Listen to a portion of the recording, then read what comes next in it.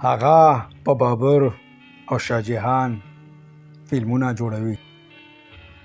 هغه په بابر او شاهجهان فلمونه جوړوي. تا خوشحال خان او باچا خان سپک کړي دي او هغه د ګوادر په بندرګاه لنګر انداز شولو. هغه د ګوادر په بندرګاه لنګر انداز شولو. تا تل پښتانه او بلوچیان سپک کړي دي او هغه نصاب کې تا ته د دروغو تاریخ ښایي.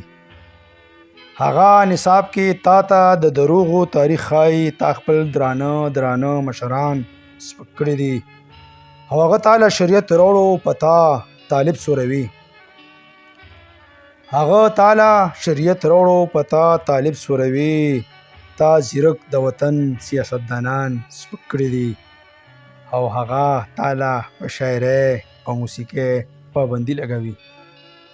هغه تاله په شاعرۍ او په موسیقۍ پابندي لګوي. تا خپل سندرغاړي دانشوران سپک کړي دي او هغه ستا خوره نیسي ازغي پیکري. هغه ستا خوره نیسي ازغي پیکري. تا وږمونه ډک خپل سره ګلان سپک کړي دي او ته جاړه په ویر شه تاله هیڅوک نه راځي.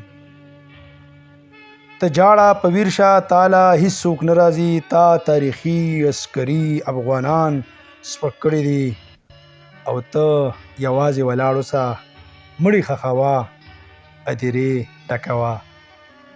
ته یوازې ولاړ اوسه مړي ښخوه هدیرې ډکوه. تا تل ستا په ننګ ولاړ اتلان سپک کړي دي او تا هر څوک کافر کړل هر څه یې مذهبي کړل. تا هر څوک کافر کړل هر څه دې مذهبي کړل. تا په عقیدت درانه ښایسته مسلمانان سپک کړي دي او تا پردی ګیدړ شیر کړو خپل بچیان دې پې زخمي کړل. تا پردی ګیدړ شیر کړو خپل بچیان دې پې زخمي کړل. تا غړمبېدلي پنجور تکړه زمریان سپک کړي دي او اخري شعر د مقطع چې په تا څوک سندرې نه لیکي نه تا څوک ستایي. په تا څوک سندرې نه لیکي نه تا څوک ستایي. تا صمد پورې خندلي انقلابي شاعران سپک کړي دي. تا صمد پورې خندلي انقلابي شاعران سپک کړي دي.